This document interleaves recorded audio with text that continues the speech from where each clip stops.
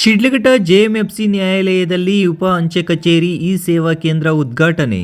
ಶಿಡ್ಲಘಟ್ಟ ನಗರದ ಜೆಎಂಎಫ್ಸಿ ನ್ಯಾಯಾಲಯ ಆವರಣದಲ್ಲಿ ನೂತನ ಉಪ ಅಂಚೆ ಕಚೇರಿ ಹಾಗೂ ಇ ಸೇವಾ ಕೇಂದ್ರವನ್ನು ಹೈಕೋರ್ಟ್ ನ್ಯಾಯಮೂರ್ತಿ ಹಾಗೂ ಚಿಕ್ಕಬಳ್ಳಾಪುರ ಜಿಲ್ಲಾ ಆಡಳಿತಾತ್ಮಕ ನ್ಯಾಯಾಧೀಶ ಹಂಚಾಟೆ ಸಂಜೀವ್ ಕುಮಾರ್ ಉದ್ಘಾಟಿಸಿದರು. ಈ ಸಂದರ್ಭದಲ್ಲಿ ಮಾತನಾಡಿದ ಅವರು, ಶಿಡ್ಲಘಟ್ಟದಲ್ಲಿ ಜಿಲ್ಲಾ ನ್ಯಾಯಾಲಯ ಸ್ಥಾಪನೆಗೆ ವಕೀಲರ ಸಂಘ ಸಲ್ಲಿಸಿರುವ ಮನವಿಯನ್ನು ಸಕಾರಾತ್ಮಕವಾಗಿ ಪರಿಗಣಿಸಲಾಗುತ್ತಿದ್ದು, ಶೀಘ್ರದಲ್ಲೇ ಅಗತ್ಯ ಕ್ರಮ ಕೈಗೊಳ್ಳಲಾಗುವುದು ಎಂದು ಭರವಸೆ ನೀಡಿದ ಅವರು, ಪ್ರಕರಣಗಳ ಸಂಖ್ಯೆ ಹೆಚ್ಚುತ್ತಿರುವ ಹಿನ್ನೆಲೆಯಲ್ಲಿ ವಾರದಲ್ಲಿ 3 ದಿನಗಳ ಕಾಲ ಅಪರ ಜಿಲ್ಲಾ ನ್ಯಾಯಾಲಯದ ನ್ಯಾಯಪೀಠ ಶಿಡ್ಲಘಟ್ಟದಲ್ಲಿ ಕಾರ್ಯನಿರ್ವಹಿಸುವಂತೆ ಕ್ರಮ ಕೈಗೊಳ್ಳಲಾಗುವುದು ಎಂದು ತಿಳಿಸಿದರು. ಗ್ರೇಟ್ ಇಂಡಿಯಾ ಎಲೆಕ್ಟ್ರಾನಿಕ್ಸ್ ವತಿಯಿಂದ ನಮ್ಮ ಎಲ್ಲಾ ಗ್ರಾಹಕರಿಗೆ ಶುಭಾಶಯಗಳು. ನಮ್ಮಲ್ಲಿ ಎಲ್ಲಾ ಬಗೆಯ ಎಲೆಕ್ಟ್ರಾನಿಕ್ಸ್ ಮತ್ತು ಗೃಹ ಬಳಕೆಯ ವಸ್ತುಗಳ ಮೇಲೆ ಆಕರ್ಷಕ ಫೈನಾನ್ಸ್ ಸೌಲಭ್ಯದೊಂದಿಗೆ ಭಾರಿ ಡಿಸ್ಕೌಂಟ್ ನೀಡಲಾಗುತ್ತಿದೆ. ನಿಮ್ಮ ಮನೆಯನ್ನು ಮತ್ತಷ್ಟು ಸುಂದರಗೊಳಿಸಲು ನಗರದಲ್ಲಿ ನಂಬರ್ 1 ಶೋರೂಮ್ ಆದ ಗ್ರೇಟ್ ಇಂಡಿಯಾ ಎಲೆಕ್ಟ್ರಾನಿಕ್ಸ್ಗೆ ಇಂದೇ ಭೇಟಿ ಕೊಡಿ. ಗುಣಮಟ್ಟದ ವಸ್ತುಗಳು, ಉತ್ತಮ ಸೇವೆ, ರಿಯಾಯಿತಿ ದರಗಳು. ಇಂದೇ ಭೇಟಿ ಕೊಡಿ. ಗ್ರೇಟ್ ಇಂಡಿಯಾ ಎಲೆಕ್ಟ್ರಾನಿಕ್ಸ್, ಅಮೀರ್ ಬಾಬಾ ದರ್ಗಾ ಹತ್ತಿರ, ದಿಬ್ಬೂರ್ಹಳ್ಳಿ ರಸ್ತೆ, ಶಿಡ್ಲಘಟ್ಟ. ಕರೆ ಮಾಡಿ 8861043315. ನೂತನ ಇ ಸೇವಾ ಕೇಂದ್ರದ ಮೂಲಕ ಪ್ರಕರಣಗಳ ಮಾಹಿತಿ, ಅರ್ಜಿಗಳ ಸಲ್ಲಿಕೆ ಹಾಗೂ ದಾಖಲೆಗಳ ಪಡೆಯುವಿಕೆ ಸೇರಿದಂತೆ ವಿವಿಧ ನ್ಯಾಯಾಂಗ ಸೇವೆಗಳ ಸುಲಭವಾಗಿ ಲಭ್ಯವಾಗಲಿದೆ ಎಂದು ಹೇಳಿದರು. ನ್ಯಾಯಾಧೀಶರು ಮತ್ತು ವಕೀಲರು ಪರಸ್ಪರ ಸಹಕಾರದಿಂದ ಕಾರ್ಯನಿರ್ವಹಿಸಿದಾಗ ಮಾತ್ರ ಕಕ್ಷಿದಾರರಿಗೆ ಶೀಘ್ರ ನ್ಯಾಯ ದೊರೆಯಲು ಸಾಧ್ಯ ಎಂದು ಅಭಿಪ್ರಾಯಪಟ್ಟರು. ಇನ್ನು ವಿಶ್ವ ಪರಿಸರ ದಿನಾಚರಣೆಯ ಅಂಗವಾಗಿ ಗಿಡ ನೆಟ್ಟು ಮಾತನಾಡಿದ ಅವರು, ಪರಿಸರ ಸಂರಕ್ಷಣೆ, ಮಿಯಾವಾಕಿ ಮಾದರಿಯ ಅಮೃತವನಗಳ ನಿರ್ಮಾಣ ಹಾಗೂ ಸಾವಯವ ಕೃಷಿ ಅಗತ್ಯತೆಯ ಕುರಿತು ಸಾರ್ವಜನಿಕರಿಗೆ ಕರೆ ನೀಡಿದರು. ಇನ್ನು ಈ ಕಾರ್ಯಕ್ರಮದಲ್ಲಿ ಚಿಕ್ಕಬಳ್ಳಾಪುರ ಜಿಲ್ಲಾ ಪ್ರಧಾನ ಜಿಲ್ಲಾ ಮತ್ತು ಸತ್ರ ನ್ಯಾಯಾಧೀಶ ಟಿ.ಪಿ. ರಾಮಲಿಂಗೇಗೌಡ, ಜಿಲ್ಲಾ ನ್ಯಾಯಾಧೀಶ ಕಾಂತರಾಜ್, 3ನೇ ಹೆಚ್ಚುವರಿ ಜಿಲ್ಲಾ ನ್ಯಾಯಾಧೀಶ ಸಿದ್ದಣ್ಣ, ಹಿರಿಯ ಸಿವಿಲ್ ನ್ಯಾಯಾಧೀಶ ಉಮೇಶ್, ಶಿಡ್ಲಘಟ್ಟ ಜೆಎಂಎಫ್ಸಿ ನ್ಯಾಯಾಲಯದ ಹಿರಿಯ ಸಿವಿಲ್ ನ್ಯಾಯಾಧೀಶರಾದ ಮೊಹಮ್ಮದ್ ರೋಷನ್ ಶಾ, ಪ್ರಧಾನ ಸಿವಿಲ್ ನ್ಯಾಯಾಧೀಶೆ ಸಿ.ಎಸ್. ಸುಕನ್ಯಾ, ಅಪರ ಸಿವಿಲ್ ನ್ಯಾಯಾಧೀಶೆಯರಾದ ರಂಜಿತಾ ಹಾಗೂ ಭಾವನಾ, ತಾಲೂಕು ವಕೀಲರ ಸಂಘದ ಅಧ್ಯಕ್ಷ ಎ. ನಾರಾಯಣಸ್ವಾಮಿ, ಕಾರ್ಯದರ್ಶಿ ಸಿ.ಜಿ. ಭಾಸ್ಕರ್, ಹಿರಿಯ ವಕೀಲ ಎಂ. ಪಾಪಿರೆಡ್ಡಿ, ತಹಶೀಲ್ದಾರ್ ಗಗನ ಸಿಂಧು, ಇಒ ಹೇಮಾವತಿ ಸೇರಿದಂತೆ ವಕೀಲರು, ನ್ಯಾಯಾಲಯದ ಸಿಬ್ಬಂದಿ ಹಾಜರಿದ್ದರು.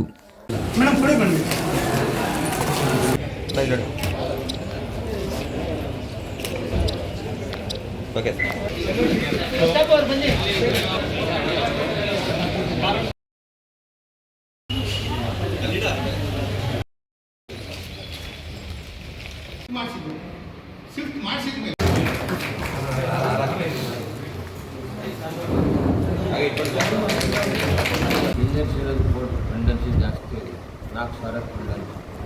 ಹೀಗಾಗಿ ಇಲ್ಲಿ ಮತ್ತೊಂದು ಸೀನಿಯರ್ ಸಿವಿಲ್ ಕೋರ್ಟಿನ ಅವಶ್ಯಕತೆ ಇದೆ, ಅದನ್ನು ಮಾಡ್ತೀವಿ.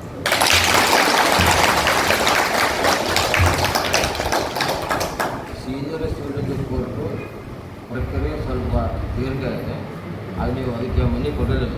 ಅದು ನಮ್ದು ಕೋರ್ಟ್ ಮಾಡ್ತಾರಂತ ನಿಮ್ಮನ್ನು ಮರಿಬೇಕಾರೆ ಅದಕ್ಕೆ ನೀವು ಸೀನಿಯರ್ ಸಿವಿಲ್ ಕೋರ್ಟ್ ಬೇಕಾದಕ್ಕೋಸ್ಕರ ಮನವಿಯನ್ನು ನಮ್ಮ ಪೊಲೀಸರು ಕೊಡ್ರಿ. ಅದು ನಾನು ಕಮಿಟಿ ಮುಂದೆ ಇಟ್ಟು ಇಲ್ಲಿ ಮತ್ತೊಂದು ಹಿರಿಯ ಶ್ರೇಣಿ ಸಿವಿಲ್ ನ್ಯಾಯಾಧೀಶರ ಒಂದು ನ್ಯಾಯಾಲಯ ಸ್ಥಾಪನೆ ಮಾಡೋಣ. ಅದಕ್ಕೆ ನಾನು ಸಕಾರಾತ್ಮಕವಾಗಿ ಹೇಳ್ತೇನೆ. ಮತ್ತು ಒಡಿಶಾ ಡಿಸ್ಟ್ರಿಕ್ಟ್ ಜಡ್ಜ್ ಇನ್ನೂರು ಕೋರ್ಟ್ ಚಿಂತಾಮಣಿಯಿಂದ ಒಬ್ಬರು ನ್ಯಾಯಾಧೀಶರು ಇಲ್ಲಿ ಒಬ್ಬರು ಹಾಗೆ ನಾನು ಮಾಡ್ತೇನೆ.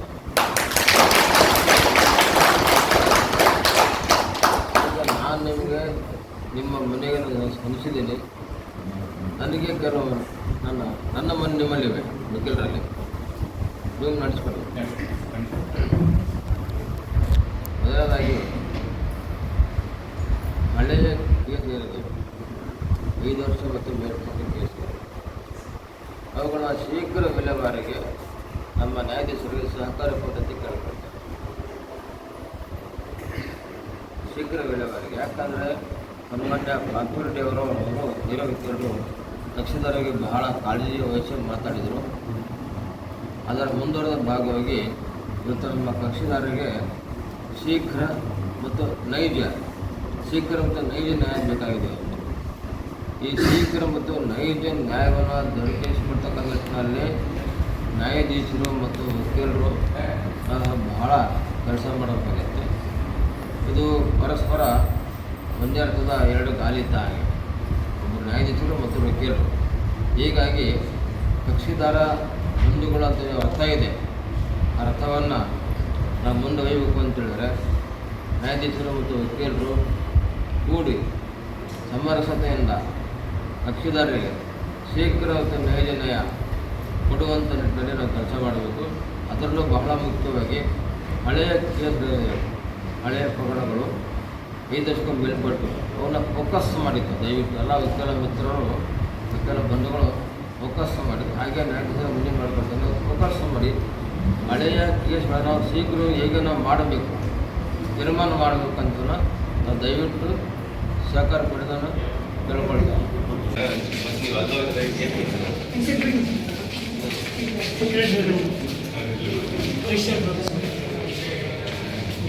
ಅಲ್ಲ ಒಂದೇ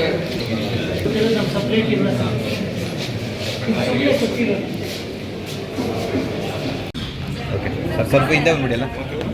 ಸರ್ ನೀವು ಸ್ವಲ್ಪ ಹಿಂದೆ ಸರ್, ರೆಡಿ, ಮುಂದೆ ನಡಿ. ನೋಡಿ ನೋಡಿ ನೋಡಿ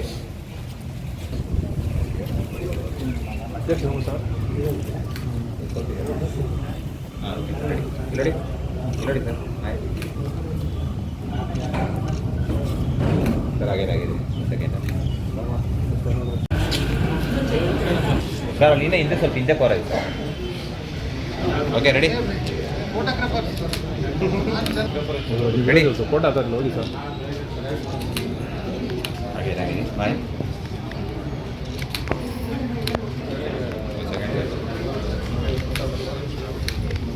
ಸರ್ ದೇವ್ರೆ ಸರ್, ಒಂದು ಸೆಕೆಂಡ್. Okay sir. ನೆಕ್ಸ್ಟ್